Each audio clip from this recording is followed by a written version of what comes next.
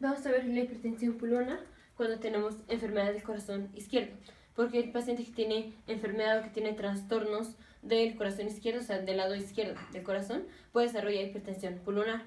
Aquí está el corazón.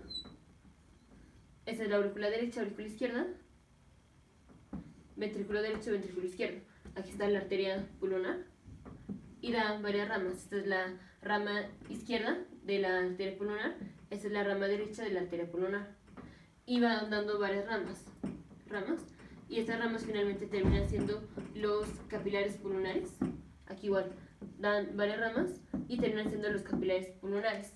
Y luego la sangre regresa en forma de las venas pulmonares. Estas ya son las venas pulmonares. Entonces, estas son las venas pulmonares. Estos son los capilares pulmonares. Y esta es la arteria pulmonar. Vamos a ver por qué cuando tenemos daño al lado izquierdo del corazón tenemos aumento de la presión aquí en la arteria pulmonar. Esto es, por ejemplo, si el paciente tiene ya sea disfunción sistólica o disfunción diastólica, obviamente del lado izquierdo.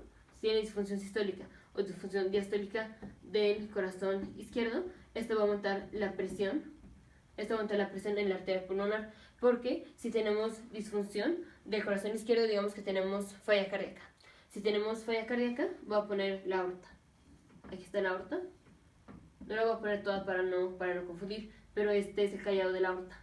Si tenemos falla cardíaca, esto es al paciente le cuesta trabajo, o al ventrículo izquierdo le cuesta trabajo expulsar la sangre hacia la aorta. Le cuesta trabajo expulsar la sangre. Entonces, si le cuesta trabajo expulsar la sangre, ¿cómo compensa? Aquí va a aumentar la presión. Si al ventrículo izquierdo le cuesta trabajo pasarle la sangre a la aorta, aumenta la presión en el ventrículo izquierdo. Entonces, una disfunción sistólica, una disfunción diastólica, esto hace que tengamos aumento de la presión en el ventrículo izquierdo. Y si aumenta la presión en el ventrículo izquierdo, es más difícil que la sangre que está en las venas pulmonares, es más difícil que la sangre que está en la aurícula izquierda pase al ventrículo izquierdo. Si el ventrículo izquierdo tiene aumentada la presión, va a ser más difícil que la sangre de la aurícula izquierda pase al ventrículo izquierdo. Entonces va a aumentar la presión en la aurícula izquierda. Si aumenta la presión en el ventrículo izquierdo, va a aumentar la presión en la aurícula izquierda. Y si aumenta la presión en la aurícula izquierda, es más difícil que la sangre que está en las venas pulmonares pase a la aurícula izquierda. Si tenemos más presión en la aurícula izquierda, va a ser más difícil que la sangre de las venas pulmonares pase a la aurícula izquierda. Y entonces aumenta la presión aquí en las venas pulmonares. Tenemos aumento de la presión en las venas pulmonares. Y si aumenta la presión en las venas pulmonares, es más difícil que la sangre que está aquí en los capilares pase a las venas pulmonares. Entonces va a aumentar la presión en los capilares pulmonares. Y si aumenta la presión en los capilares pulmonares, es más difícil que la sangre que está llegando aquí de la arteria pulmonar pase a los capilares. Entonces aumenta la presión en la arteria pulmonar. Aumenta la presión en la arteria pulmonar o en las ramas de la arteria pulmonar, pero finalmente pues esto nos aumenta la presión en la arteria pulmonar. Entonces, si tenemos una falla cardíaca del lado izquierdo, ya sea una disfunción sistólica, una disfunción diastólica, o puede ser, por ejemplo, que tengamos trastornos de la válvula. Por ejemplo, si tenemos una estenosis, de la válvula aórtica, Esto hace que sea más difícil que el ventrículo izquierdo le pase la sangre a la aorta, porque está estenosada en la salida.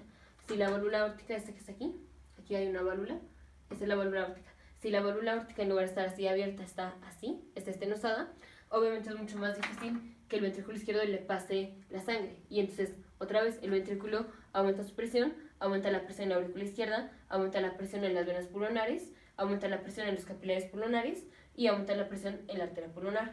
Entonces ya vimos por qué, si tenemos ya sea una disfunción de las válvulas, aquí pusimos estenosis de la válvula aórtica, pero podemos tener insuficiencia de la válvula aórtica, en donde esto también, por otra razón, pero también nos aumenta la presión en el ventrículo izquierdo. Podemos tener trastornos de la válvula mitral, en donde esto nos aumenta la presión en la aurícula izquierda. O puede ser que tengamos una disfunción del corazón izquierdo, y es una disfunción sistólica o una disfunción diastólica. El hecho de que aumente la presión ya sea en el ventrículo izquierdo o aunque nada más aumente la presión en la aurícula izquierda, eso hace que sea más difícil que la sangre de las venas pulmonares pase a la aurícula izquierda, y entonces aumenta la presión en las venas pulmonares. Si aumenta la presión en las venas pulmonares, aumenta la presión en los capilares pulmonares, porque es más difícil que la sangre de los capilares pulmonares pase a las venas pulmonares.